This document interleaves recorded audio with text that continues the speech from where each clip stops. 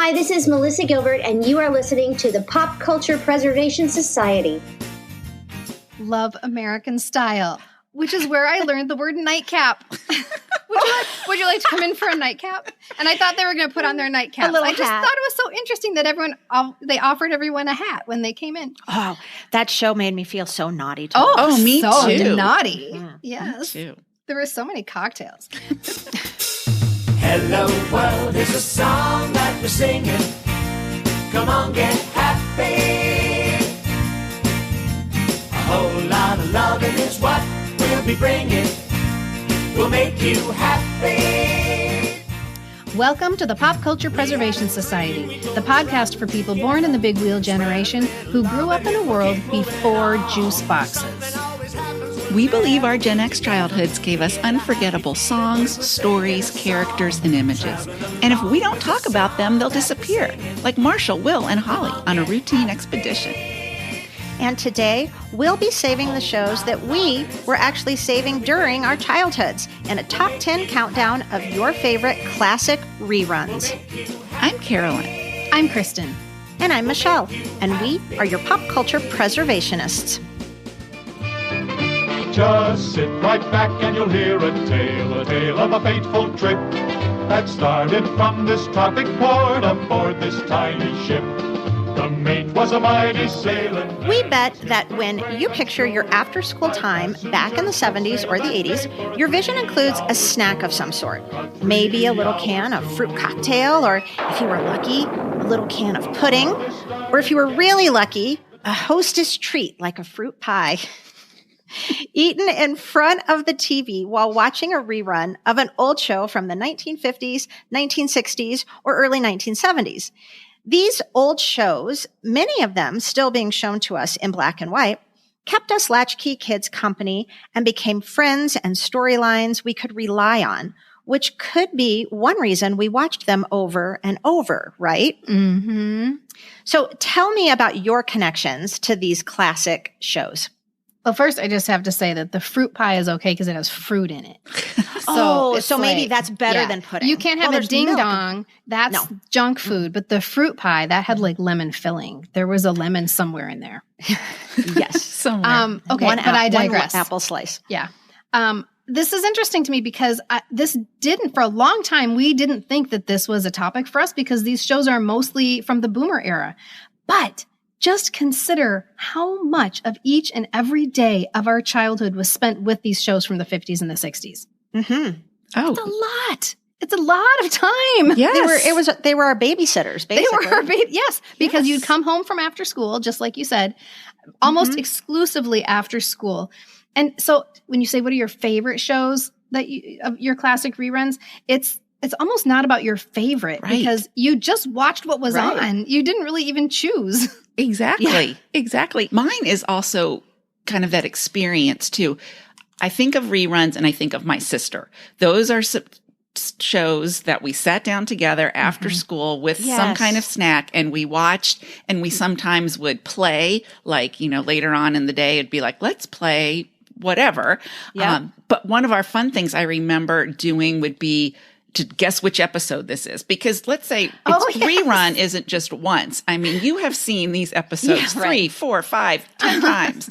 And so we would try to guess if we could remember which one, particularly with the Brady Bunch probably, but, Leave It to Beaver and everything. And then you'd also get excited because they didn't run them in order when it was reruns, so it wasn't like on regular TV. So one day, Theodore Beaver is, 8. And then the next day he's kind of got a little mustache kind of going on and he's gone through puberty. I mean, how many of those TV shows did we watch some of the characters, get zits and go through puberty? And we didn't care, right? No. We did not. There was no linear thinking about it whatsoever. No. You could see the Christmas episode after school in May. Yes. And you're like, oh, yay, it's the Christmas episode. Right. Yes. Well, and I know I watched almost all of these shows. I don't know how or when, because let's not forget, I got sporadic TV time as a child. I'm guessing most were after school, especially the year my mom was working. And my sister and I would drag the old TV out of the closet, and she'd come home and feel it, see if it was hot, and we'd get in trouble. But yes, Kristen, to your point, we watched them all, regardless of if we loved them or not. I have definite memories of hate watching some of them. Yes. Oh, for sure. Oh, absolutely. But where I couldn't tear my eyes away, but at the same time, I didn't really like it, and I kind of made fun of it. But it was appointment TV for me because, like I said, it was my babysitter. Yes, right. It's usually the only choice a lot of the time. So, there might have been a soap channel. opera or something on another channel, and so it was like, okay, I got to watch the Beverly Hillbillies. I don't and like it. What are you going to do? I got to watch it until dinner, right? You're not going to do homework. That's what we were not doing. No, we 100% of the time did not do homework after school. Maybe somebody was. I don't know anybody who did homework. I think as I got older, I maybe did it at night, but not after school. No. And a lot of my childhood was spent in different times in Arizona, and it's hotter than blazes most of the year after school. So we couldn't go outside and play, or we just chose not to because it was so hot that you stayed inside, with all the lights off. Lying down and on the couch. Laying on the floor. Yep. Yeah. And we had like this tiny TV for my entire life. So we had to lay on the floor. It was usually hidden under a table. So we had to pull the cloth off and lay on the floor and watch it. I think it bears repeating that we had no limits on our screen time, except maybe Michelle, who would get busted. And it sounds like you didn't even have limits on your screen time. It's like you can't watch TV. It's either none at all or that's go right, for or it. it's a free for all. Yeah. We had no limits on our TV, and my mom would just call us for dinner, and that's when you turned the TV off. There's a real comfort to these reruns that just totally. make you just feel a certain way. When I hear the first, few notes of some of these theme songs, it's different than an 8 is Enough theme song or a Little House on the Prairie theme song. There is a different kind of feeling I get when I hear the beginnings of My Three Sons or something. Yes. It's very comforting. It's you know what it does, ritual. Carolyn? It gives you a funny feeling in your tummy, doesn't it? Yes. But it's interesting that you talk about theme songs because we should have a game show in which it's not name that tune. It's the reverse where we'll say, sing the I Love Lucy theme song, sing the Andy Griffith theme song. There will be a lot of singing here today, I am guessing. And they're so imprinted on us that we not only know the theme songs, you can identify the interstitial music, like the music that they would use in the show. Like, can you tell me what the music they would play when something sad happened on the Brady Bunch? Mm-hmm. Dun, dun, dun, dun. Dun, dun, dun, dun. Or how about when something really mundane happened on the Brady Bunch? Do you remember that one? It was like that.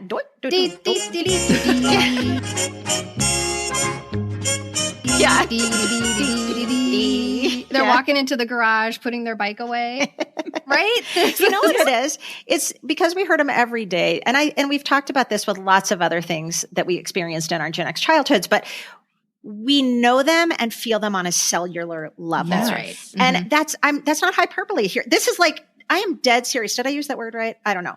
But it's just, it's like when you say literally and people are like, no. Is it literally? I actually mean literally. We know these songs on a cellular level. They are in our makeup, in our DNA. Yes. There is something that it's trapped in the folds of your brain. In a way that is more than knowing. It's more than knowing. That's what it is. It's more than knowing. Yeah. And there's also something really interesting as you go through all of this. When you look at the top 10 list, that remember, we know the top 10 right now, people. We're just not telling you yet. When you look at these, how many of them came from these really weird family situations? Like there's always a missing parent. Where is that parent? Sometimes they would tell you the parent died. Sometimes they didn't. This is a research project right here. Where are all the missing parents in the reruns of our childhood? Oh my God. That's the best idea. Isn't it? For a made-for-TV movie. They're on an island like in Gilligan. They're trapped somewhere. Yes. They all went on a 3-hour cruise. Yes. Fred and McMurray's wife there is was there. A storm. Yes. Shirley Partridge's husband is there. Oh my All gosh. the Brady spouses are there. That's Does Uncle Charlie have a wife? I don't know. No, I don't I have know. no idea. Well, this is a fun fact. I was last week years old when I learned. I Love Lucy was the first television series to be broadcast as a rerun in 1955. Oh, Did you guys wow. know that? Oh, no. I don't think I did, but it's a really good, somebody at some point saw dollar signs and said, why don't we take this show? Well, it's a Show it great again. trivia question. Also, so listeners, if you ever get that on trivia night, or if you're on Who Wants to Be a Millionaire or anything, you're welcome. They used reruns during Lucy's pregnancy. That's what forced them to do it. Okay. And it was made possible because I Love Lucy was produced on film and not kinescope, which I guess was too grainy to rerun. And most other programs at the time were produced on kinescope. Everybody, just look it up. I don't have time to educate you all today on, film versus kinescope.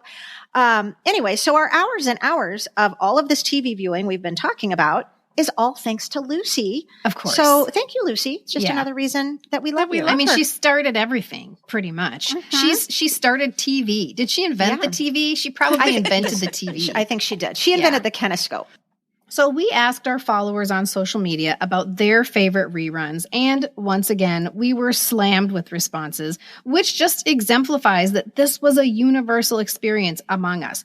We didn't know it at the time. But again, like I said, just think of how much time we spent with these shows on a daily basis, probably more than on our favorite primetime shows. Oh, for sure. Right? Well, yeah, because these were daily. Daily, as opposed to once we watched them 7 times more than our favorite primetime shows. Years. Over like there she goes period into of math years. again. Yes, I know. I am the mathematician. So as usual, I tallied each and every response, which is a 2-person job. Like Michelle and I have to sit there together while she reads every response and I put it in its proper box and then I tally them at the end. And that takes a significant amount of time. An hour. It took an hour. It took an hour just to read one by one all of the responses. But we're committed to our jobs. And then the 3 of us came up with our own personal top 10 lists, and those selections are weighted in an inverse relationship to their ranking.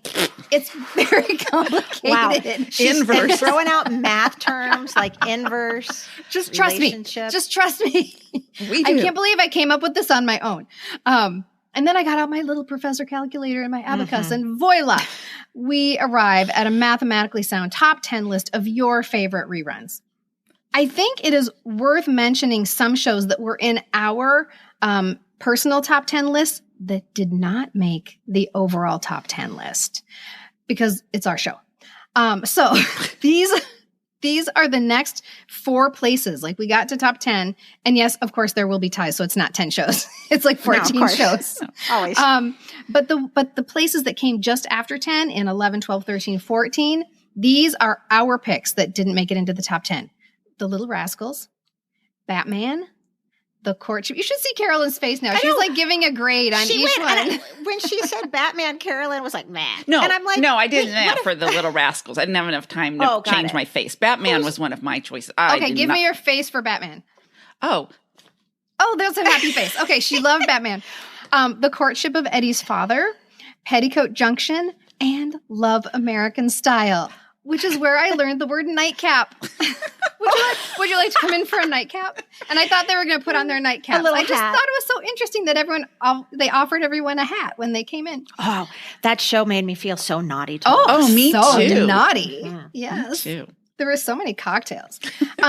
It was also interesting to me. There are so many shows that didn't even get close to the top 10 that really, really surprised me. Yes. So, for instance, Gomer Pyle only got 2 votes, hundreds and hundreds of responses, and Gomer only gets 2? I mean, Gomer is he's an icon.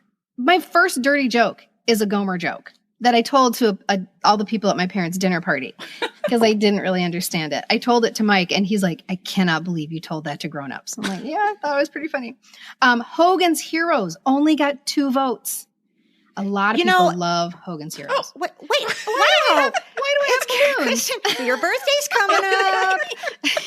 You guys, balloons just floated around. I didn't do anything. Just balloons just floated around maybe Kristen's that's the face word on our of the screen. day, like Hogan or hero or something. Hogan. You win the Riverside. It looked like she just won a sweepstakes. Ed McMahon's going to come around the corner with my big check.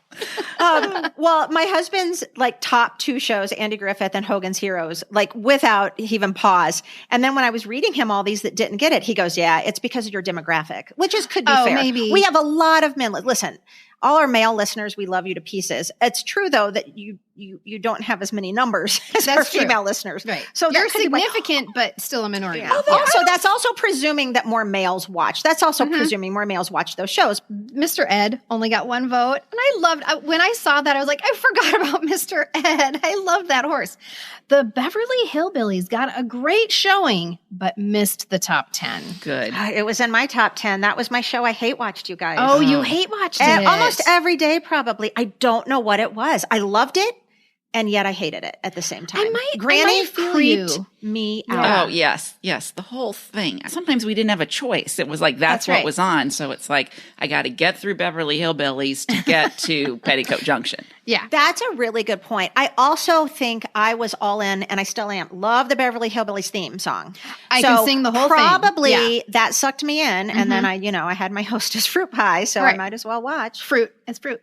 We always ask our husbands their picks too. And one of Mike's was Gentle Ben. Aww. And nobody else said Gentle Ben. Mike was the only one. Lassie got 4 votes. I just didn't have enough access to Lassie. But if I had the opportunity to watch Lassie every day, I would have. I love that puppy. Andy Griffith just missed our top 10. Emergency only got 1 vote. Wah, wah, wah. I loved Emergency, Randolph Mantooth. And not one single person said Adam 12. Was that a rerun? I was feeling like that was on during that time. It was on. There were some shows that were on, but also running in syndication at the same time. And Adam 12 was one of those. Star Trek got a very good showing. It did. But I said our top 10. A lot, yeah. Mm-hmm. Well, I think it's a little bit of a crime that Andy Griffith didn't make the top 10. That's classic. Yeah. Carolyn's first crush. Well, I thought, and I guess it was my first crush, but I've had some revelations. That's not the word. For being a friend, like someone I wanted to pal around with, probably was Opie. But as I did some research for today's episode, I got some flutters that I forgot I had gotten back then. So I have some new first crushes that I'm like, of course. Why didn't I think of that? This is going to be so good. This is good. Well, how about we share what those top 10 are? And now, without further ado, we present to you the Pop Culture Preservation Society's list of top 10 reruns from the Gen X era. Okay, number 10 is me. Da da da da da da da da.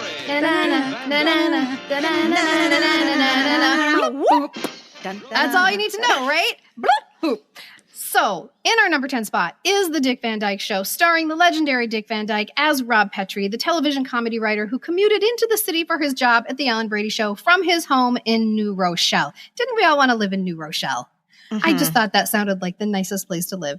And it has consistently been ranked as one of the greatest TV shows of all time by TV Guide, the Writers Guild of America, because it took a very familiar format, which is daddy goes off to work and mother stays home to take care of the house and the kids, and then hilarity ensues. And it stretched it to include funny women. Mary Tyler Moore as Laura Petrie, Rose Marie as Sally Rogers, and Ann Gilbert as Millie Helper. 3 funny women in one show. That was unheard of. Mm-hmm. You might get Lucy and Ethel, but never more than Lucy and Ethel. This was 3 funny women, and all of them were funny in wildly different ways. I remember watching this show in my high chair. I'm not even kidding you. No, I do. I could never figure out. Were you in your high chair till you were 4? Well, that is a good question, actually. No, I moved from that house when I was 3, so I have to be less than 3. And I also remember, coincidentally, eating my first Hostess fruit pie in that high chair and being like, what is Carolyn, this? While you were watching Dick Van Dyke. Yeah, Carolyn, I think we need to call foul on this. Okay, I'm not putting the 2 of them together. I don't know if I was watching Dick Van Dyke. Wait, don't let the truth get in the way of a good story. Yes. No, I literally remember somebody putting a lemon fruit pie on the tray and putting it in my mouth and just being like, why haven't you given this to me before? I should have been eating this every day for every meal. So I could not remember at that very tender age. I could never figure out if it was pronounced Dick Van Dyke or Vic Van Dyke. It was hard. But I eventually figured, I was like, you can combine both of them? Dick Van Dyke? The show ran from 1961 to 1966, and one of the finalists in the running to play Rob Petrie was Johnny Carson. Are you kidding? I am serious. Okay, that's another good trivia question. Isn't it? Yeah. So it would have been called the Johnny Carson Show? That's a really good question. They can't call it the Dick Van Dyke Show. The Johnny Carson Show. Isn't that interesting? But they ultimately... Was he an actor? Well, he must have been a comedian, right? Okay. Maybe? Yeah. And I guess you're just trying to get whatever work you can. Who knows? We don't know anything about Johnny Carson before The Tonight Show, really. Well, So somebody maybe does. Somebody does. We don't hear, but somebody does, yeah. But they ultimately chose Dick Van Dyke after seeing him in a Broadway performance of Bye Bye Birdie. And I think it goes without saying that a big part of that performance and his performance in the Dick Van Dyke Show was his physicality. Starting with the way he either falls over or skirts around the ottoman. Bloop, boop. Right? That is our first introduction to Rob Petrie. And it's both graceful and it's hilarious. And I think it's kind of sexy. Just a little. Is that what you were thinking in the high chair? His little slapstick. And then last but not least, my brother has said that Laura Petrie was his first crush. I could see that. So understandable. And her pedal pushers. Yes. Well, and she fought to wear those pants, right? Yes. Yeah. Brazenly. Because, I was going to say Ellen Brady. Carl Reiner, not Ellen Brady, but Carl Reiner, of course, insisted that she wear dresses. And she said, well, it's not realistic. I want to wear pants. And he's like, all right, you can wear pants like once every 4 shows. And she just quietly wore pants every show. And he didn't say anything. And she's like 22. She has no the power. pants in that relationship. Exactly. Right? Yeah. Right. Somebody who ends up with her own production company. Yeah. Exactly. So in the number 9 spot, this is where our ties cluster. This happens when you're at the bottom of the countdown, and we have 4 separate shows in the number 9 spot. So Carolyn, why don't we start with you? Okay. One of the shows at our number 9 spot is Leave It to Beaver.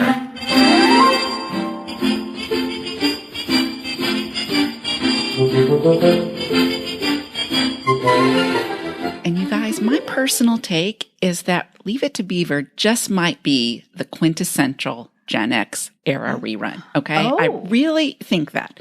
Now, stay with me here. One of the reasons I think that, at least for me, and I think for a lot of our compatriots, our age mates, is that this show revolved around a kid. I mean, a kid was the main character, right? And he was roughly our age. When Leave It to Beaver begins in October of 1957, our main character, Theodore Beaver Cleaver, is 8 years old. Okay. And we watch him grow up over 234 episodes because the show ran from 1957 to 1963. And you guys, back in the day, a season in these TV shows was not 8 episodes or 9 episodes. We are talking double-digit episodes. So we got a lot of episodes to watch and a lot of episodes in reruns. So we had 234 when it came to Leave It to Beaver. And I'm going to ask, did you guys watch the show? Okay. Oh, my God. Yes, okay. Absolutely. Because I think my dad thought he was Beaver. Like he identified so much with Beaver. I think still to this day, he thinks he's Beaver. Like if he could embody a character, it would be Beaver Cleaver. I love it. I love it. Well, I want to just quiz you guys a little bit and see how much you might remember about our show. Okay. I'm going to ask you about some of the characters. I'm going to just go ahead and tell you right now that I really do think my first crush that made my heart go pitter-patter was Wally. Well, gee, Dad, I wasn't thinking at all. I was just concentrating on my dinner. I think Tony Dow was my first crush, and I realized it as I was rewatching these reruns and going, yes. Gee, Beav. Yes. And he just was the all-American guy. And, he's just old enough or older when I was watching to be I don't know, he was adorable. And he was a good kid. because some of his friends weren't always that good. So I'm going to ask you that. Okay. Who were some of Wally's friends? Eddie. What was Eddie's last name? Eddie Haskell. Eddie Haskell. There we go. Eddie Haskell. Lumpy Beaver's friend. That's Lumpy Beaver's friend. Beaver's friend. Yeah. Yes. So we've got Eddie Haskell. And I would venture to say, well, at least in our family here, my kids have had some friends that have been reminiscent of Eddie Haskell. Oh, yeah. And if you remember, Eddie Haskell was the brown-nosing friend who was just, oh, Mrs. Cleaver, you look beautiful today. And oh, this tastes so great. And then the minute the adults were out of the room, he was just the evildoer. He was a ne'er-do-well. Yes. And he made me so uncomfortable. So two-faced. Yes. And so rule follower Michelle. Yes. Like the Eddie Haskells of the world and the TV screen. And you use the word Eddie Haskell as a descriptor. He's such an Eddie Haskell. Oh, Andy and I would do that, and have to inform our children exactly what an Eddie Haskell was. So who was our dad, Kristen? June and Ward Cleaver. Yes, yes. We had Barbara Billingsley played June, and Hugh Beaumont played Ward. And if you remember in the intro for Leave It to Beaver, they said all those names. I can't tell you that I know a lot of the names of the actors in some of the other shows that we watched, but they said them. And it was part of the intro. So part of the theme and all of that. So I knew their names. And then Beaver's teacher was Miss Landers. Oh, Miss Landers. That was my dad's first IRL crush. Because Snow White is his first crush. Of course. But then his first real person crush was Miss Landers. I love that. That's so sweet. Well, and I've got to add, because this is going to be a theme as I share my reruns today. But one of the qualifiers as I was trying to decide what some of my favorites were was, of course, the house. And I've got to tell you, the Cleavers had the best house. And actually, in a book I have called TV, clever name, by award-winning TV critics Alan Sepinwall and Matt Zeitz, they put that house in the number 9 spot of the best TV homes of all time. Oh, that's interesting. And I can see it so vividly. And is it on the Universal tour or something? I feel like I've driven by it on the lot. Yes, it is. In answer to your question, yes, it is. And interestingly enough, I don't think that Leave It to Beaver house showed up in our TV houses when we were ranking our TV I don't houses. think it didn't. Yeah. That's interesting. All right, I just have a couple of fun facts. I'm going to go really fast through about Leave It to Beaver because I thought these were super interesting. One, it was the first television program to ever show a toilet. Interesting. Oh, that is I fun. can see it too. I can see it. I don't know what Yeah, the episode we was. spent a lot of time in their bathroom, didn't we? Yes, they do a lot of getting ready for bed and stuff. Yeah.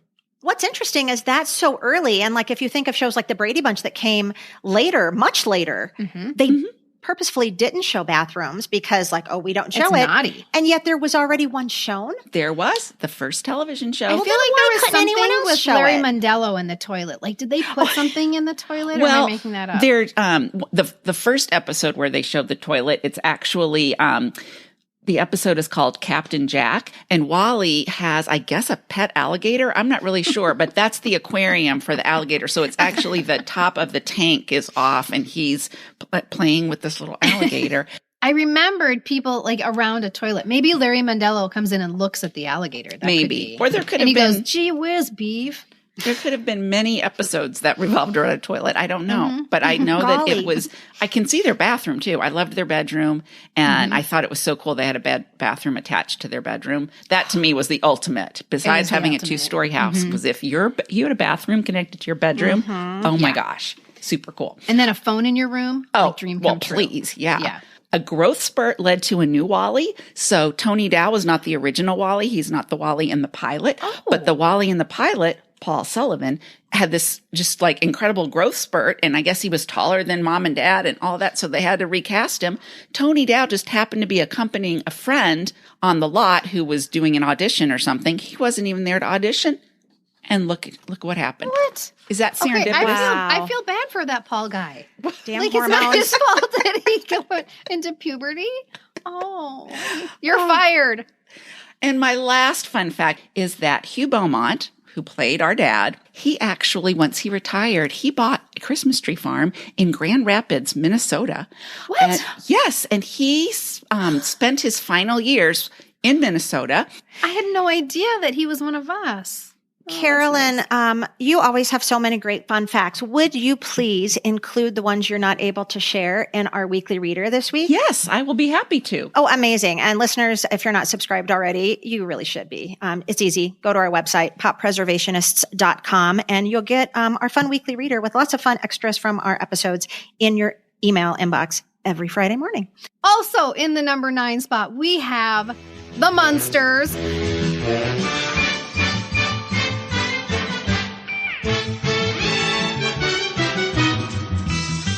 Which I called Monsters until a kid in my neighborhood corrected me. And I was like, what the hell is a monster? I don't know what you're saying. I had monsters in my closet. Story too. I mean, why do you think I'm lying? Vic Van Dyke. Well, no, I think it fits. I actually think it fits with the Vic Van Dyke and the Dick Van Dyke and the Monsters. There were monsters hiding under my bed. And this kid is like, it's monster. Why are you saying it like that? I'm like, why are you saying it like that? Dumb. I actually think you could reboot the Monsters today and it would be a huge hit with kids. I think it would so work. Too. Don't you? Mm-hmm. Yes, it ran definitely. from 1964 to 1966 and debuted only a week after The Addams Family, which aired at the same time on another network. Right. They did that a lot. And this explains a lot because I'm going to guess they both reran at about, at the same years. Yep. Because I get them, I know. I'm confused. Listeners, don't throw things at your speaker. I get them confused a lot. And I watched one more than the other, and I always forget which one it was, but I think it was The Addams Family. I love But I don't remember. I was could have been Team the Addams Family. I agree. You were team. Yeah, you had to choose a side. Oh, you were Team Monsters or Team Addams Family. I don't know. I'm going to split the middle here. I think I didn't watch either of them very often. I didn't dislike them. Mm-hmm. Maybe they didn't come on when I could watch them, but I feel like I kind of liked them equally, probably because I was confused and I always thought I was just watching them. You just think you're watching one show. I can't believe they were only on for 2 seasons. Isn't that crazy? Yes. So the Monsters actually got higher ratings than the Addams Family, but even so, it was only 2 seasons, and that is it. And some people say that is because of Batman. They just could not compete with Batman, which was on in their time slot. But they did find much bigger success in syndication, which is so interesting to me. Yeah, a lot of these shows, I think that's the case. Mm-hmm. So the Monsters were a Transylvanian American family living at 1313 Mockingbird Lane in the fictional city of Mockingbird Heights, which is later revealed to be a small town outside of Los Angeles. Mm-hmm. And the running gag is that they consider themselves to be just an average American family, and they don't have any idea why the door-to-door salesman is running away and screaming. They're like, I wonder what happened to him. And I used to think it was so funny that they thought Marilyn was so ugly. Like Marilyn, the niece, the cousin with the beautiful blonde hair. She looks like basically Marilyn Monroe, and they're like, oh, it's so sad. She's so unattractive. I thought it was so funny. It was actually produced by the creators of Leave It to Beaver, and it was intended to be a satire of American suburban life. But even though this was a very ridiculous satirical premise, that did not stop the Monsters from addressing social issues, especially during the Civil Rights era. And in 2020, a speech that Herman Monster makes to Eddie in a 1965 episode actually went viral. And this is what he said. The lesson I want you to learn is it doesn't matter what you look like. You can be tall or short, or fat or thin, or ugly, or handsome, like your father. You can be black or yellow or white. It doesn't matter. What does matter is the size of your heart and the strength of your character. You go, Fred. Sounds like he was running for office. Gwynn. I know. Herman Fred Monster. Gwynn. Yes, who played Fred Herman Gwynn, Monster. Yeah. Can't you just see Herman Monster like being our hero? Okay. And yet another show making our number 9 spot is the Mickey Mouse Club. Who's the leader of the club that's made for you and me? M-I-C-K-E-Y-M-O-U-S-E. Hey there, hi there, ho there, you're as welcome as can be. M-I-C-K-E-Y-M-O-U-S-E. Mickey Mouse. Mickey Mouse. Forever let us hold our banner high. This is the original one that ran from 1955 to 1959. And then, in response to an upsurge in demand from baby boomers, the show again went into syndicated reruns from January 1975 until January 1977, which explains a lot. That's my sweet spot for this show. I'm 5 to 7 years old. And you guys, to say I was obsessed is not strong enough. I'm wearing my original Mickey Mouse Club sweatshirt right now. I loved this show. Again, the Mickey Mouse Club was hosted by Jimmy Dodd, who was a songwriter and, of course, the head Mouseketeer. And then the most popular of the Mouseketeers, who were the so-called Red Team, were kept under contract for the entire run of the show from the 4 years, 1955 to 1959. And I'm just going to say their first names here because that's how we know them, right? It was emblazoned right on the front of their shirt. And right now I have this idea. We should get those shirts. I want that. Wouldn't that be really cute? That. Because didn't you want to be a Mouseketeer? Of course. Who didn't? Yes. We need those shirts, you guys. I know. And you know what? That's a great shirt to just wear around. And if you know, you know. Yeah. So we can't forget. We have Sharon, Bobby, Lonnie, Tommy, Annette, Darlene, Cubby, Karen, and Doreen. Oh, I love Cubby and Karen. I was just about to say that. Not surprisingly, you guys know from 3 years of these conversations, I always gravitated toward the little sister, the little one, the Gretel, the Cindy. I was a huge Cubby and Karen fan. I think little romantic 5-year-old Michelle, like I wanted them to be like a couple, and they put them together a lot because they were the two younger ones, but they would have them sing little songs together. Do you remember Karen's like corkscrew curls, and it was back really tight right here with her little Mickey Mouse ears on, and then all the curls coming out? I loved it. And we also all know from one of our Carpenters episodes that in 1973, Cubby O'Brien went on to be the drummer for the Carpenters when Karen was forced to step away from the drums to the front of the stage, which was super sad for Karen, super great for Cubby. And this is a fun fact. One of the other Mouseketeers who were members of the white or the blue teams, basically like the bench warmers, right? Those teams didn't get this amount of screen time. Aww. His name was Don Agrati, who was later known as Don Grady. Does that ring a bell? No way. Well, that's a great segue. It's going to be a good segue. We will get to that in just a minute. But yes, he starred as Robbie on My Three Sons. One of my favorite things about the Mickey Mouse Club was that each day of the week had a special show theme. So the themes were Monday was Fun with Music Day.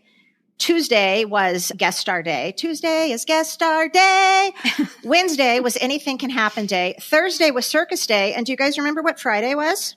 No. Saddle your pony, here we go, down to the Talent Rodeo. Gather up Susie, Jack, and Joe. Join the Talent Roundup. Round them up, bring 'em in. Everybody's sure to win. Step right up, here we go. Oh, what a rodeo. Friday was Talent Roundup Day, and it was like a little talent show on the Mickey Mouse Club. Listeners, they're looking at me like they've never seen it. I don't know that I have. The Mickey Mouse Club was a place where my mom got very involved in our TV watching. I was going to say she was very nostalgic, and she had a cousin named Sharon Baird, which is not the same Sharon Baird. They just have the same name, but for some reason, my mom thought that was something that like we needed to claim.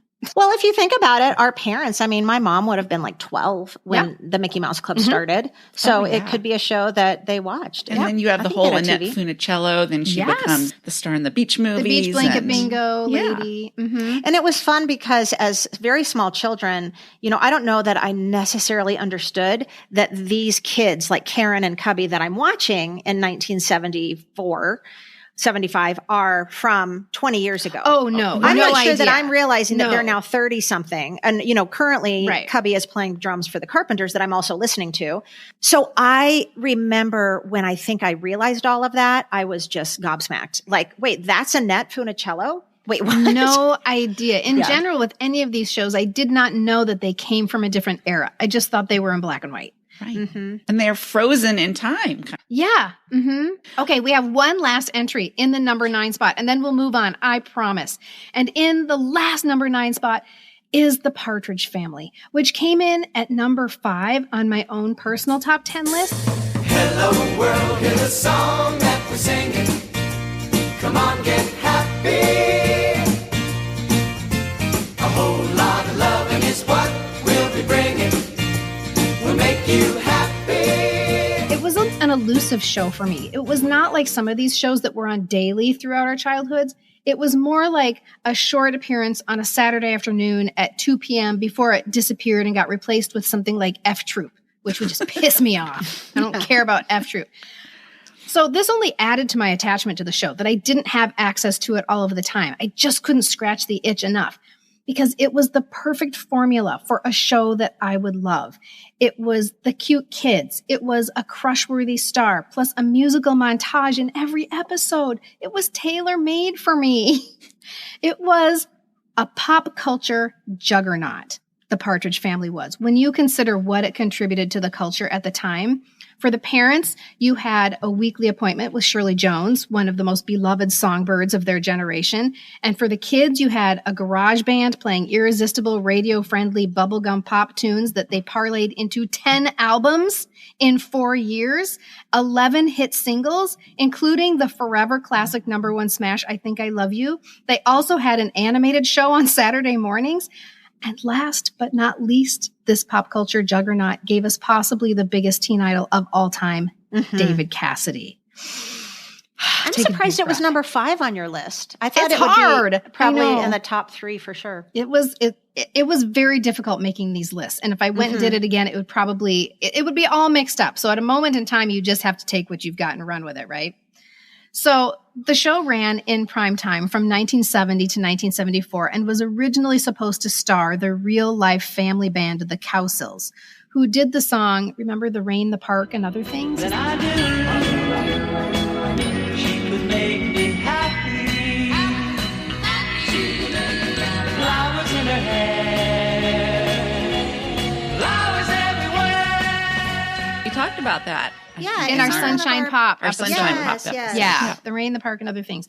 But when the real-life family looked a bit too real, aka too old and dysfunctional, and also not actors, they decided to turn the show into a fictionalized version of them. It was part of the Friday night lineup alongside the Brady Bunch, which often led to the question, who do you like better, the Partridge Family or the Brady Bunch? And for me, unless I was watching the Silver Platters, the answer was always the Partridge Family. So because of the Cowsill situation, there are 2 pilots for the show. In the original pilot, which was never broadcast, Shirley Jones's name is Connie. And she has a boyfriend played by, first of all, I don't want her to have a boyfriend. I'm not comfortable with it. Jack Cassidy, her real life husband, played her boyfriend in the original pilot. And instead of living in San Pueblo, California, they live in Ohio. And for my brother's 50th birthday, I gave him a copy of the TV guide from the week he was born, which was in September of 1970 when the Partridge Family premiered. And there's an ad for this new show, The Partridge Family, with this storyline. It's about Connie and her boyfriend and her kids in Ohio. Oh, that's so cool. Wow. It's really trippy. So the new and improved Partridge Family from the pilot that actually aired, divinely featuring David Cassidy, who would grace the world with his presence, they lived in the fictional city of San Pueblo, California, which I always pictured to be somewhere in the cool part of California, like near Los Angeles or near the beach or something like that. But in episode 24, they mentioned that San Pueblo is 40 miles from Napa County. Oh. I know. So the show has always been beloved and so emblematic of the 70s, like uber 70s, right? Which is why it has been like prime fodder for reunion specials and appearances. The first being in 1977, when they came together for a special called Thanksgiving Reunion with the Partridge Family and my 3 sons. Of course. There was no link between these 2 shows at all. I don't know why they thought it was a good idea to put them together, but they did. As if the Partridge Family couldn't carry a Thanksgiving reunion special by themselves. I don't know. There was no link. And in the 1990s especially, the 1990s was like a Gen X explosion of 70s culture, and the Partridge Family was front and center. Well, Kristen, you didn't think that the Partridge Family and my 3 sons had any kind of link? No, I didn't. Was I wrong? Well, you might be, because guess what number 8 is in our top 10 TV rerun? Tell us, Carolyn. That would be my 3 sons.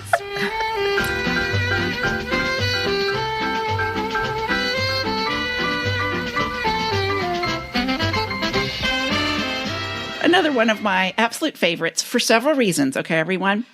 I do believe, and I hope that I don't ever find out that this is not true, but I believe, again, house, loved it. This is one of my favorite houses. Yeah. I think they had a Dutch door. They did. Yes. Yes. Uncle Charlie would open the Dutch Yes. door. Okay. Yes. Thank you. Because that began my obsession and love of Dutch doors. And to this day, mark my words, I will not go to my grave without having a home that has a Dutch door. Thank you very much. The end. I want you to know. We're going to put one in our nursing home. It might have to be there. I don't know. But I am going to have a Dutch door, and I'm going to put a pie on it. Yes. And you're going to come, my neighbors can come over and get the pie. I don't know how I'm going to keep insects and birds and stuff out of my house. That's been my dilemma, but I'll figure it out. Okay. My Three Sons, you guys, 12 seasons, 380 episodes. Wow. It is considered to be the second longest running live action sitcoms in TV history. Here is our cast. So we were the Douglas family, okay? We had Stephen Douglas, our dad, our patriarch. He was Fred McMurray. And we'd fallen in love with Fred McMurray recently in the Disney movie Shaggy Dog. Oh yeah. Oh yeah, of course. Well, he was in a lot. He was a big Disney movie. Yes, he was in a lot, but Shaggy Dog was like his splash onto. He'd been in a lot of movies, but nothing that had the impact of the Disney movie Shaggy Dog. Coincidentally, one of our other characters is Tramp. Okay, he's our family dog who happens to be very shaggy and also happens to have been trained by the same trainer as Benji. Oh, what? I know. And then I realized, again, upon watching some of these reruns, that my other crush would have been Don Grady as Robbie Douglas. Oh, totally. Oh, when Robbie and Katie got married.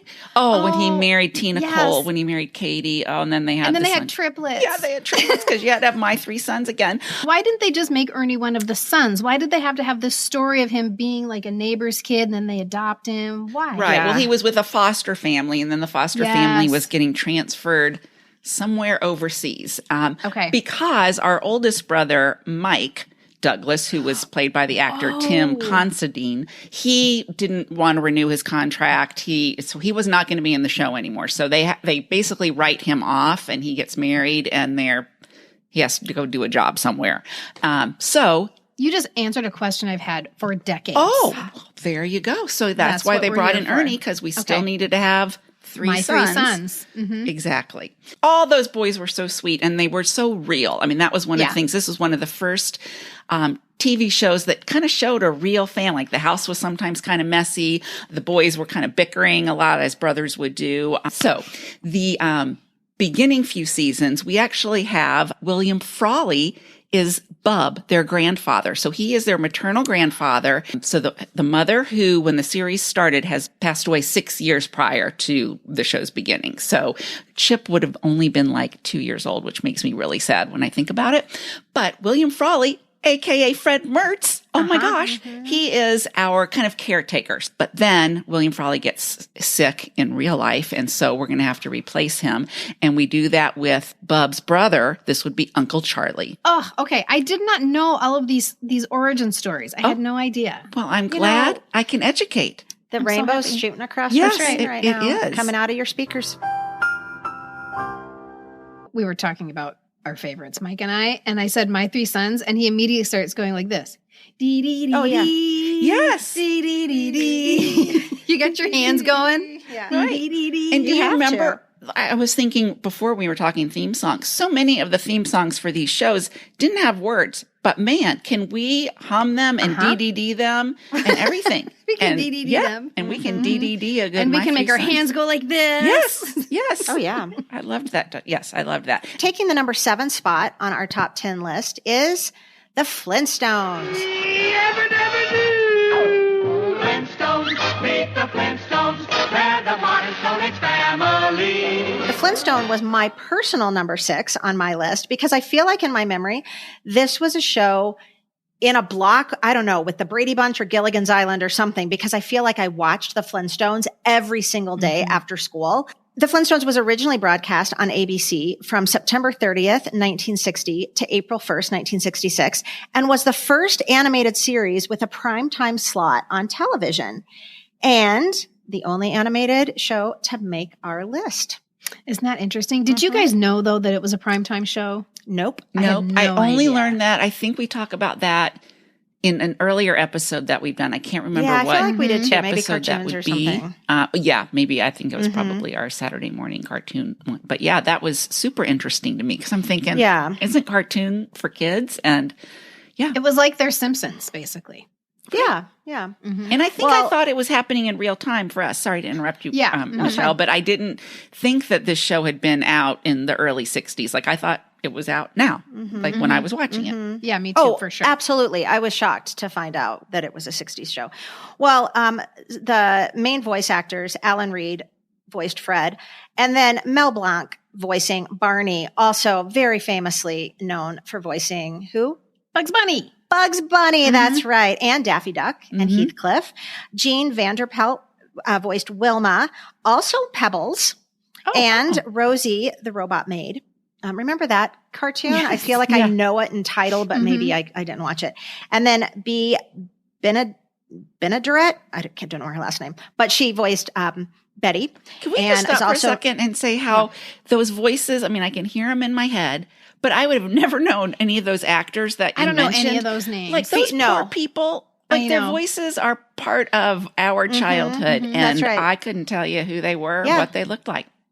Well, and like I'm going to talk about with another show in a little bit that's at a higher spot on our list. I loved this show for all the kind of primitiveness of it, like all the things that they made from stone or, the utensils they used, or I just, the bowling ball. Running with their feet in the car. Yeah. So in our number 6 spot is Family Affair with that iconic theme song by Frank Duvall, played over the opening credits, and this kaleidoscopic view of a multicolored array of gems and precious stones. I'm reading that directly from Wikipedia because I didn't know how to describe it. Well, how do you describe what it is? It's so odd. What was that? Right? It's sparkling. You could have shown, I think you should have shown, interior shots of that apartment, which I'm sure you're about to talk about. But, that would have been better. That it's so bizarre. But I loved it. And I remember asking my mom, this happened a lot, actually, because I didn't know titles of shows. And I remember asking her for the Diamond Show. I want to see the Diamond Show. She's like, what? What are you talking about? Funny, because we called it Buffy and Jody. I didn't even know it was called Family Affair. Family Affair. That's random. It feels so random. Family Affair ran from 1966 to 1971 and explored the trials of a wealthy New York bachelor. This is probably where we learned the word bachelor, too.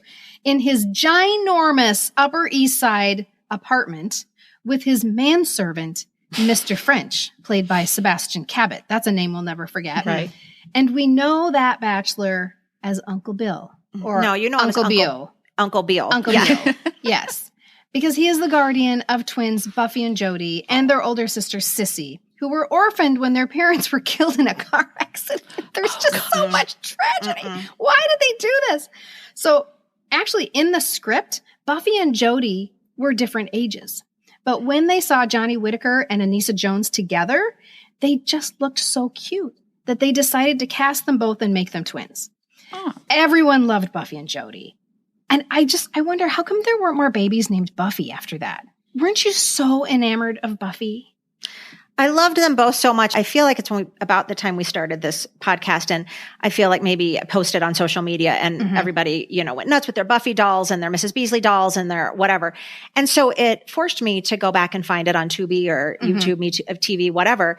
And I started watching it again, and I was watching it every night. I probably only lasted for a couple of weeks, but you guys, those first few episodes, they could fit in the palm of your little hand, and they are so sweet to each other. They embodied that twinness, right?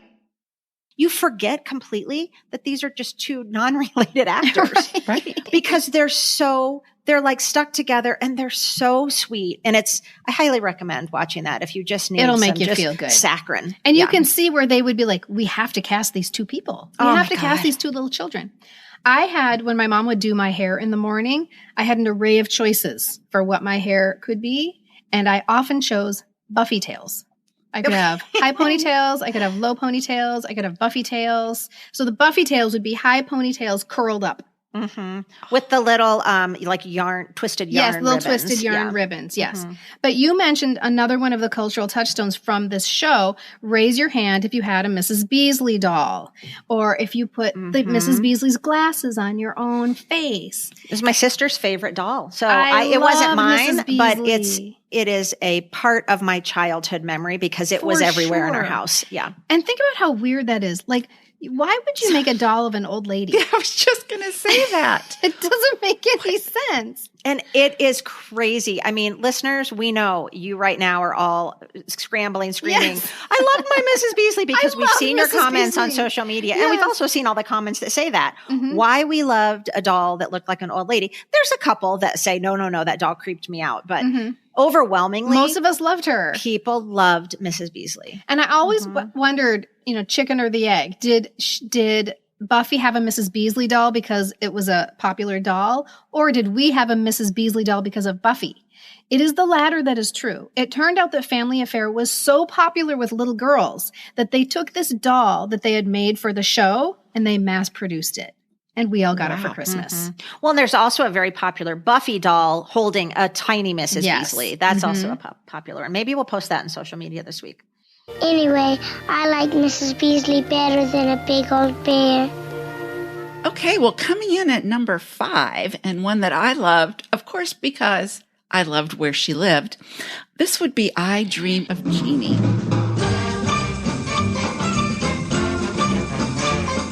Boy, did I have visions of what that bottle held, what the bathroom would have looked like. I would sit and imagine that. So this series ran from September of 1965.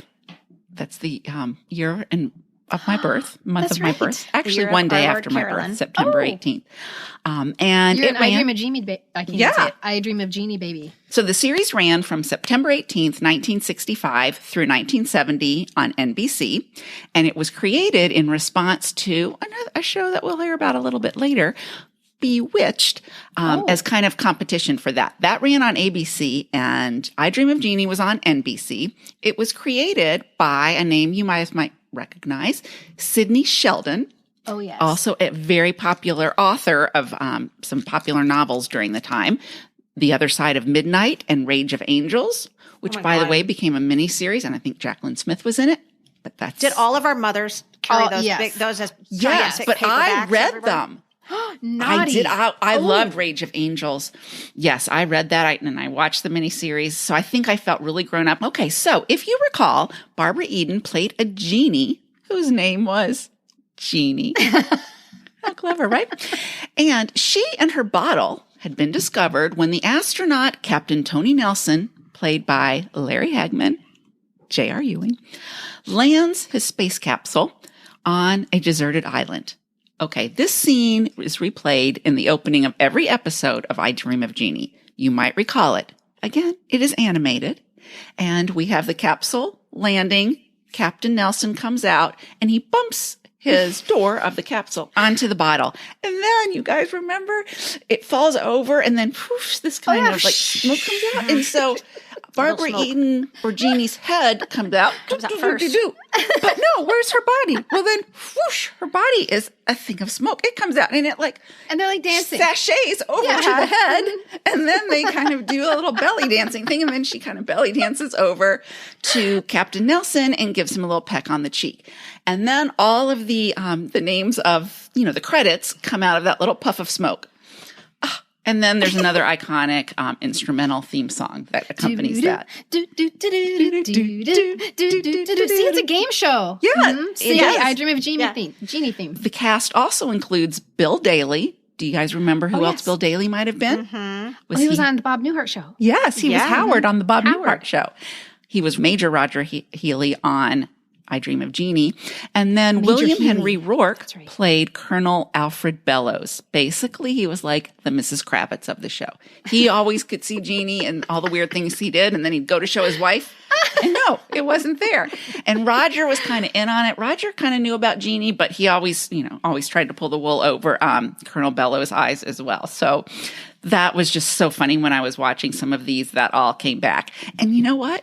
No matter how many times I watched those reruns, I kept thinking this was going to be the one where yes. where they got caught. Like, oh no, what's going to happen? Because he's going to see her. What are we going to do? And it never occurred to you that if that happened, the show would be over. Right. Well, eventually, you guys, the show has Genie and Captain Nelson getting married. Okay. So we've got a lot of kind of sexual tension up until that point. You know, he kind of dates other people, but we can tell they really like each other. But then the network executives, they kind of got a little concerned about this image of these main characters living together. Oh. So they decided they had to get married. And guess what? Barbara Eden said that was the demise of the show. The season that they had them getting married was the last season of I Dream of Genie. Because didn't she start dressing in like normal clothes and stuff? Yeah, she had to be more mortal, I guess. And and it lost its the tension was gone. Its zing. Exactly. She said that Genie should have just stayed kind of that character that interrupted all the dates that Captain Nelson would go on, and just that was kind of her role. So so we saw our last episodes in 1970 after they got married, which was actually a popular episode. Like, it was a big deal when they got married, but then everything after that was kind of nobody cares after no more Genie. And I used to fantasize about her bottle. I wanted my bedroom to be like that bottle. Right. Yes. That bottle was everything. Yes. That was everything. And I loved her ponytail. Yes. Oh, for sure. Off the top of her head. I still love that ponytail. Here we come, walking down the street. We get the funniest looks from everyone we meet. Hey, we're the monkeys. In our number 4 spot is my number 1 pick. I knew it would be your number 1 pick. It is my number 1 pick. The number 4 pick in our top 10 is the Monkees. And much like the Munsters, I thought monkey was spelled Monkee. And I wrote it like that, like in my school papers and everything. And when it came back crossed out and spelled Monkey, I just thought the teacher was wrong. I can't believe she doesn't know how to spell monkey. Well, we did have some people vote for the Monkees, and they spelled it that way. Oh, Monkey? Correct. Oh, that is not correct. I know. Well, you know what? We can forgive a lot of things, That's listeners. Right. That one and spelling Sean Cassidy incorrectly are two things that the three of us really can't be friends. Yeah. So the show was on in prime time for only 2 seasons, from 1966 to 1968. And along with the Partridge Family, the Monkees was my ultimate sweet spot, combining these crush-worthy characters and musical montages. And together, they formed the foundation of my crush history, pretty much. This is where I live, people. This is where I learned how to have a crush. And when I was watching the Monkees, now I was old enough to watch it with other people who were also there for the crushes like I was. And we divvied them up according to size and personality. Everybody gets a monkey. And I originally was attracted to Mike Nesmith. I liked his sort of no-nonsense approach to shenanigans and the beanie, of course. Wait, I'm sorry. Everybody stop. Somebody please write that down. The no nonsense. Yeah, I'm thinking she said it so seriously too. And I was originally attracted to Mike Nesmith. I really liked his no nonsense approach to shenanigans. Yes, and I'm like 6 years old, but that is what I think. No, she was probably sitting in a high chair. Yeah. Wait a minute. I also just want that to be like some sort of tagline. Yeah. Like no maybe our nonsense Pop Culture Preservation Society. Yes. A no-nonsense approach to shenanigans. I really liked it. He was sort of like the Kate Jackson of the Monkees. Right? It was my favorite angel. But then I was told that I couldn't have Mike Nesmith. I had to have Davy Jones because we were the same size. And you know what? That worked for me. That was great because that face is there. There's probably there's never been a more cherubic face in the world, maybe, than Davy Jones. In crush history, for sure. In teen idol history, there's never been a more cherubic face. That face is responsible for the explosion of Tiger Beat magazine because it was like a struggling magazine until somebody saw a picture of Davy Jones and they were like, "Get him on the cover now!" And then voila, we have Tiger Beat. And then when they put the little animated stars in his eyes when he fell in love, I loved that. I'm done. Let's get married, right? Like today. So the Monkees' greatest hits album was the first album that I bought by myself with my own money, with my own agency, right? And it is the album that I know best in my whole collection because my whole neighborhood was involved in this collective crush experience. Even the boys loved the stupid shenanigans and they thought they were hilarious. There was one neighbor boy whose mom wrote on his watch in Sharpie, like in permanent marker, she wrote the hour hand to the 4 and the minute hand to the 12 so that when the hands of the clock matched up, it was time to go in for the monkeys. Oh. That's like mom of the year. Yeah. And it was very helpful for the rest of us because Kevin would be like, you guys, it's lining up. And we would all run inside. It was time for the monkeys. Eclipse. So we listened to that record constantly with everyone. This was a neighborhood experience. And we heard those songs not just on the album, but in the show, in the musical montages that I loved so much. These songs were imprinting on us. The marketing is genius, especially for a show in syndication. The Greatest Hits album was released 10 years after the show was canceled. It's so brilliant. And I, like we've discussed, and like subsequent generations, did not know that these were reruns. I did not know that the Monkees didn't exist in this form anymore. There's so much dirt about the Monkees that we could never fit in my little segment right here. It definitely deserves a future episode. Okay, well, at number 3, we have a really big tie. These two shows are huge, and obviously they tied for number 3. And the first one I'm going to talk about is Gilligan's Island. Mm-hmm. Just sit right back and you'll hear a tale of a fateful trip that started from this tropic port aboard this tiny ship. Gilligan's Island was an easy number 2 on my personal list. And you know what I think would be fun, you guys? Let's share our own top 10, our own personal top 10 lists in this week's Weekly Reader. This is going to be a big Weekly Reader this week, you guys. If you're not subscribed yet, definitely the week to do it. But I think that would be fun for people to see how we all ranked these. I feel like I've seen every episode of Gilligan's Island. I loved this show, despite the fact that it filled me with so much anxiety. I wanted nothing more than for them to be rescued. And like you said, Kristen, with I Dream of Genie, I wasn't realizing or didn't care that if they got rescued, the show was over. Every episode, I wanted them to be rescued, and they almost did. Almost. Like every so close. episode. It seemed like they were always almost getting radio frequency to send a distress call or almost getting the boat fixed. And it drove me bananas. But I loved how they made, like I said with Flintstones, they made all the everyday objects out of things like coconuts or palm fronds. So funny. The professor even made a lie detector machine from, I don't know, it was like bamboo and vines or something. And I loved the frequent dream sequences that they always had where they all played kind of like different characters in the dream. And fun fact, those were also the cast members' favorites to film, apparently. Gilligan's Island was created and produced by Sherwood Schwartz. And this is shocking to me. It ran for just 3 seasons. Oh my God, you're on kidding. CBS from September 1964 to April 1967, 98 episodes, which is confusing because I thought you needed 100 to go into syndication, but... That must be a rule that was instituted in the 70s because there are so many of these 60s shows that were way less than 100. The show's ensemble cast, as we all know, features Bob Denver, Alan Hale Jr., Jim Backus, Natalie Schaefer, Tina Louise, Russell Johnson, and I don't know about you guys, but my favorite, Dawn Wells. Marianne was my favorite. Carolyn, did you have a favorite? Oh, I'd say, Marianne. Marianne too. Just some interesting tidbits about some of this cast. Bob Denver, from 1959 to 1963, of course, played Maynard G. Krebs, the beatnik friend of Dobie Gillis, and that was right before Gilligan's Island. Alan Hale Jr. had a huge resume, and you guys, he was kind of hot. What? Go back and look. Kind of young Alan Hale Jr. I'm just saying. Just throwing it out there for you. The darling of Gilligan's Island, like we just said, our favorite, Marianne, Dawn Wells, died sadly from COVID on December 20th, 2020 at age 82. And up until her death was still doing the celebrity meet and greet circus at all those cons, you know. Post Gilligan's Island, if you remember, we saw Dawn Wells on everything from Fantasy Island to Love Boat to Alf.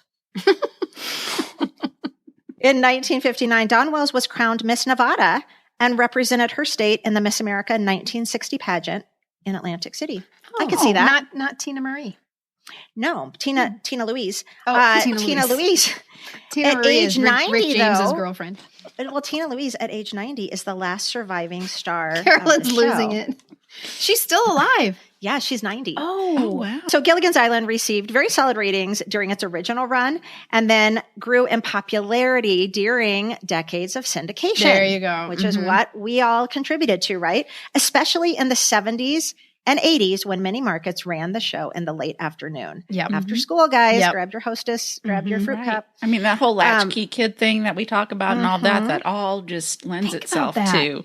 So we can connect that to the laws that made no-fault divorce, so that we had a wave of divorces, so we had all the moms going back to work, so that we had latchkey children who came home and watched TV for hours at a time. That's were true. the success of this show.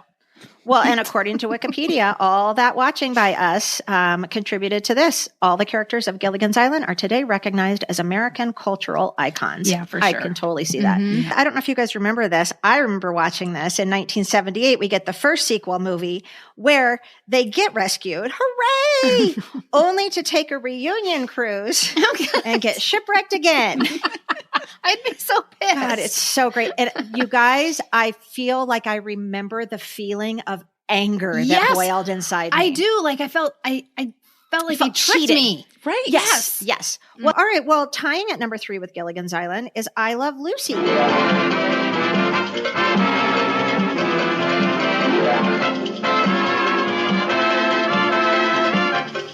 And my biggest memories of watching I Love Lucy are watching every day after school in high school, like 84, 85. But also, I do know that even then, they were reruns to me. So again, when did I watch it? I can't figure it out, but I had watched it at some point. I loved it. I Love Lucy originally aired from October 15th, 1951 to May 6th, 1957, with a total of 180 episodes spanning 6 seasons. And it always aired on Mondays from 9 to 9:30 on CBS, the entire run. Same time slot. Wow. Its time slot. So let's talk reruns. Like I said earlier, I Love Lucy was the first show to be rerun. It was the first scripted television program to be filmed on 35 millimeter film in front of a studio audience, won 5 Emmy Awards and received many nominations, honors. And it was the first show, I think this is so fun. This is a fun fact. It was the first show to feature an ensemble cast. Oh, that's interesting. And here we are today making ensemble cast shows. We have a whole award category for ensemble cast. I love ensemble cast shows. I love ensemble casts. So because of that, it's often regarded as both one of the greatest and most influential sitcoms in history. And without a in doubt. 2012, it was voted the best TV show of all time in a survey conducted by ABC News and People magazine. I don't know if I agree with that. I'm saying yes. I'm totally there. Of all time. When you think about the ground that it broke, when you think about what Lucille Ball did on her own against insurmountable odds, that she was in charge of that show. She was in charge of that company. She was in charge of that script. And there were no women anywhere. Nothing. And my God, she's funny. So that's true. Funny. In 2013, the Writers Guild of America ranked I Love Lucy number 12 on their list of the 101 best written TV series. And because I know you two and most of our listeners are wondering, here are the top 3. Okay. At number 3 is The Twilight Zone. Number 2 is Seinfeld. Oh. And the number 1 best written TV series, according to the Writers Guild of America in 2013, is The Sopranos. Oh, yeah. You got to think timing, right? I wonder how long that will hold. Someday there's going to be some show that's going to bump Sopranos. As if we don't have enough this week, I am going to put a link to this list in this week's Weekly Reader because it's actually super interesting. Brian and I went through all 101 of them the other day because it was really interesting. Because it's not once you best get into comedies. the 90s, you're like, no, it's just best written TV series. Just best written TV series of all time. So for Lucy to be in there is pretty amazing. Coming in at number 2 and number 1 in my heart when it comes to TV homes would be Bewitched.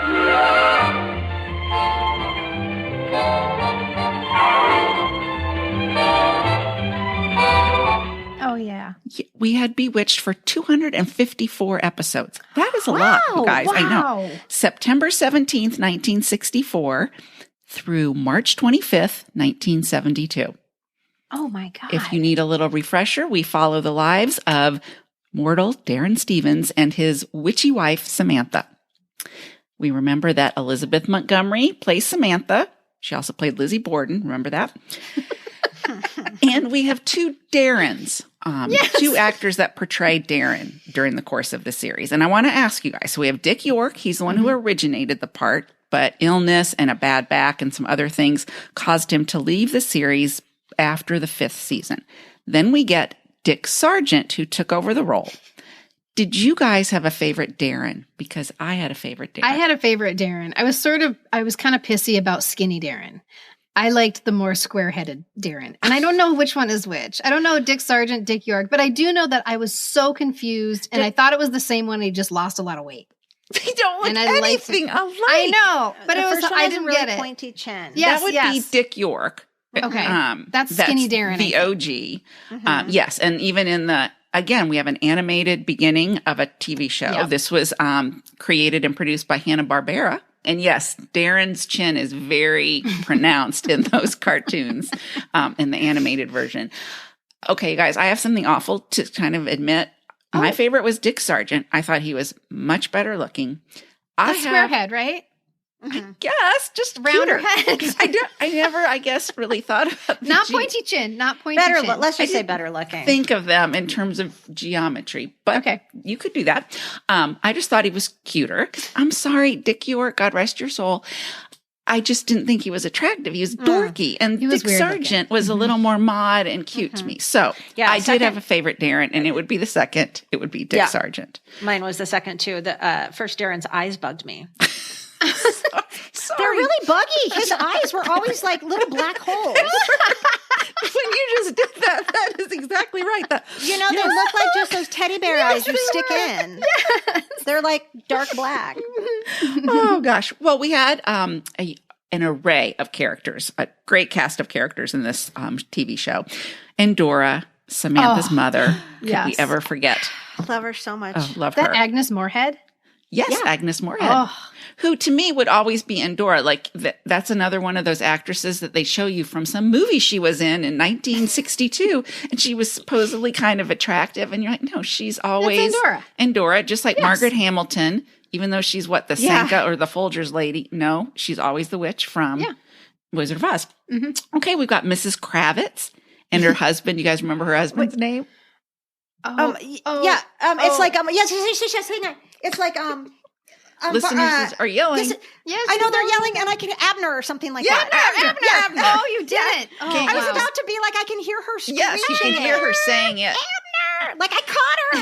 I caught her. We had Dr. Bombay. Oh yes, Dr. Bombay. Oh, he's like the wizard in Wicked. Yes, he is. Yes, you're right. Or the Wizard of Oz, I could say, Aunt Clara. We loved our little Aunt Clara, didn't we? Coming down. She's so befuddled. Yes. She played befuddled very well. Yes, she did. She? Mm-hmm. Of course, we had Mr. Tate. That would be Darren's boss at the ad agency. Mm-hmm. Tabitha. We kind of watched Tabitha grow up throughout this episode and get a little brother later on in the series named Adam, who had totally forgot about that. I had no. Adam was immortal. He didn't have any. I don't even know. Yeah, I wonder if that was later. Much later in the series. But they had a baby, Adam, and he's like a toddler, I think, when the series ends. And then we have Uncle Arthur. That was Paul Lynde. Oh, yeah. Love him. I know you guys aren't huge fans, but you know how much I love him. Yeah, you do. And he was probably a really good Uncle Arthur. If I look back and think about it, he was an excellent Uncle Arthur. And then we had Esmeralda. So much goodness to that show. And we've talked about this a little bit in shows that, especially in the 70s, that would kind of have social issues melded in, kind of sometimes almost secretly, that you didn't know you were getting bonked over the head with it. And it's often commented that Endora would kind of use almost Betty Friedan language and how she talked about all these like kind of womanly jobs that Samantha had to do as like the wife. Yes, that's right. And was kind of subtly saying, like, you can be more than that. You are more than that. You have this power. He can pick up his own damn socks. Right, exactly. Yeah. And even though at the time I think I didn't like Endora, I thought she was really kind of mean and snippy. seeing her through those eyes, I thought, yeah, she was kind of standing up for, you can be more than just this wife that picks up socks. Oh, Samantha, you just don't understand. He's turning you into the typical housewife drudge. Oh, I could just see you in a few years. Surrounded by diapers and bottles and pacifiers and wall-to-wall babies. Okay, well, are you guys ready to hear what made number one? Let's bring it home. Listeners, can you guess? Shout it out right now. Everybody 1, 2, knows. Drum roll, please, Carolyn. The number one rerun, as voted on by the Pop Culture Preservation Society members and about 15 billion human beings. That's actually, I think, like 2 times the amount that are on Earth, I believe, but that's fair, is The Brady Bunch. Here's the story of a lovely lady who was bringing up 3 very lovely girls. Of course it is. The end. Yes, the end. I think we can just end. We'll see you next week. That this two must somehow form a family. That's the way we all became the Brady Bunch. The Brady. Oh my goodness. Well, like most of you, The Brady Bunch was an easy number one on my own list. I watched it every single day after school with my sister for as many episodes as they would feed to us. It's the quintessential comfort show. It's one that I don't care how goody-goody you think it is. It's the quintessential comfort show. Would you guys agree? 100%. Oh, yeah. And probably mostly because it was just always there for us. It was always there. They never took it off the air. At 2:30 every day, I could run home and I could watch it. I would say that the Bradys are our generation's family. Not really true. They're boomers' families, but they're also subsequent generations' family. Yeah. And that's one thing that we all love about the Brady Bunch too, is that it lives on. Yes. And you guys, listeners, since we have 3 podcast episodes already devoted to the Brady Bunch, I am not going to rehash a lot of the stats. I just want to let you know that those are episodes 35, 36, and episode 123, doodle-doodle-doo, The Bradys Go to Hawaii. So why is this show still today in 2024? Why is it still so popular? Well, an article from 2019, so it's still pretty recent, by entertainment writer Sandra Ebiger, and I will again link this article in the Weekly Reader because I loved it, says, "The Brady Bunch was my brief, drama-free break from real life. It was my pixelated security blanket." As entertainment writer Jess Cagle wrote, "The show was a picture of stability while Vietnam and the sexual revolution rocked the rest of the world. While our real-life parents were splitting up at an alarming rate, those goody-goody Bradys were telling us a shameless lie about family life. We desperately believed it, and I would add, we desperately needed it." Yeah, that's so true. It was a balm to a lot of us who desperately needed that type of security in our days and in our families. So what if we all left work at 3:30 and immediately sat down on the couch for 2 hours of vintage family sitcoms? No guilt allowed. What if that was a thing that we could do? What would that do for our mental health to take that kind of break? I feel like it would be the kind of mindless escape that we all need right after a hard day of work. You empty out your brain, you let go of the emergencies, you lie down, you take a load off, and then when you're freshly rejuvenated, then you can get up and make dinner. Dinner's at 6:30, but you take those 2 hours off to watch stupid TV because life is so fast right now and it feels like we're constantly running out of time. Could we just slow things down if we instituted an after-work ritual of after-school programming? Don't you or think? Nighttime. I think I'm going to write down all these shows we've just talked about and little slips of paper and put them in a cup. And at night, Brian and I are going to each pick one. And so that's 2 shows. So maybe one night we watched an episode of Bewitched and one of I Dream of Genie. And the next night it's an episode of Dick Van Dyke and The Brady Bunch. Wouldn't that be kind of fun? I love that I idea. Think so. Not every night, but like 4 nights. I like just 6 love nights the a week. idea of giving yourself permission to do something that we nowadays as an adult we would look at as a waste of time. And it could be that time that we took after school to unwind before dinner might have been kind of good for us. Because either way, these shows, whether you love them, hated them, or watched them simply because they were on, contributed immensely to our daily lives, mostly because of the massive amount of real estate they took up in our day. And I don't think any of these would be considered educational or highbrow forms of art by any means. But look at us. We still turned out just fine. Thank you for listening today, and we will see you next time. I thought today's episode was so fun, and I want to thank those people who helped bring it to us today. I want to thank Susan and Joanna and Jane and Jamie and Jill and Sharon. And I want to thank Christine, Elaine, and Barbara too, because you know what? Those are just some of our Patreon supporters and one-time donors who make this podcast possible. We have so much fun doing this podcast that we are so grateful to our supporters.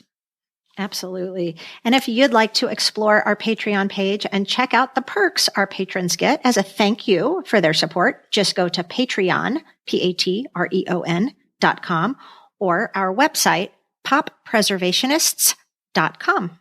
In the meantime, let's raise our glasses for a toast, courtesy of Jack Tripper, Janet Wood, and Chrissy Snow. To good times. To happy days. To Little House on the Prairie. Cheers! The information, opinions, and comments expressed on the Pop Culture Preservation Society podcast belong solely to Carolyn, the Crushologist, and Hello Newman, and are in no way representative of our employers or affiliates. And though we truly believe we are always right, there is always a first time. The PCPS is written, produced, and recorded in Minneapolis, Minnesota, home of the fictional WJM Studios and our beloved Mary Richards. Nanu Nanu, keep on truckin', and may the force be with you.